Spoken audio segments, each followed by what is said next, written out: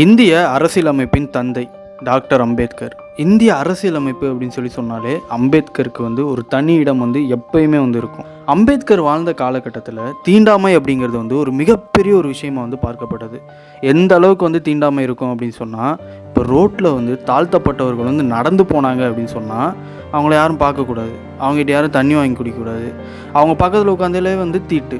இந்த மாதிரி ஒரு நிலைமை தான் பார்த்தோம் அப்படின்னு சொன்னால் அந்த காலகட்டத்தில் இருந்தது.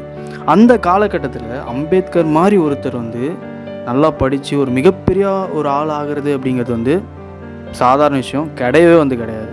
அம்பேத்கர் ஒரு நாள் என்ன பண்ணுறாரு, அவங்க அப்பாவோட சண்டை போட்டுடுறாரு. சண்டை போட்டு நான் பாம்பே போகிறேன், பாம்பே போயிட்டு நான் சம்பாதிக்க போகிறேன், என் சொந்த காலில் நிற்க போகிறேன் அப்படின்னு சொல்லிடுறாரு. அந்த டைமில் பார்த்தோம் அப்படின்னு சொன்னால் அவர்கிட்ட கையில் காசு கிடையாது. அதனால் அவங்க அத்தையோட அந்த சுருக்கு பையை எப்படின்னா திருடிடணும் அப்படின்னு சொல்லிட்டு 4 நாள் பிளானை போட்டு திருடிடுறாரு. திருடினதுக்கப்புறம் பார்த்தோம் அப்படின்னு சொன்னால் உள்ளே 50 பைசா தான் இருந்தது. 50 பைசா வச்சுட்டு எங்கே போகிறது. அதனால் பார்த்தோம் அப்படின்னு சொன்னால் அம்பேத்கர் அப்போ தான் ரியலைஸ் பண்ணுறாரு, யாருக்கிட்ட இருந்தும் நம்ம எந்த ஒரு திருட்டும் நம்ம பண்ணக்கூடாது. நம்ம வாழ்க்கையில் நம்ம எப்பயுமே நியாயமாக இருக்கணும். நியாயமாக இருந்தோம் அப்படின்னு சொன்னாலே நம்ம முன்னேற முடியும் அப்படிங்கிற ஒரு கொள்கையை அவர் பின்பற்றினாராம்.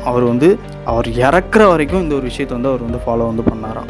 இந்த ஒரு சின்ன விஷயத்துலேருந்து தான் அம்பேத்கருடைய வாழ்க்கையை மாறிச்சு அப்படின்னு சொல்லிட்டு அம்பேத்கரே சொல்லியிருக்காரு. அம்பேத்கர் அவரை பற்றி எனக்கு இது தெரியும் அப்படிங்கிறத நீங்கள் கமெண்ட் பாக்ஸில் கமெண்ட் பண்ணலாம். நான் அடுத்து எந்த டாபிக் பேசலாம் அப்படிங்கிறத பற்றியும் நீங்கள் கீழே கமெண்ட் பண்ணலாம்.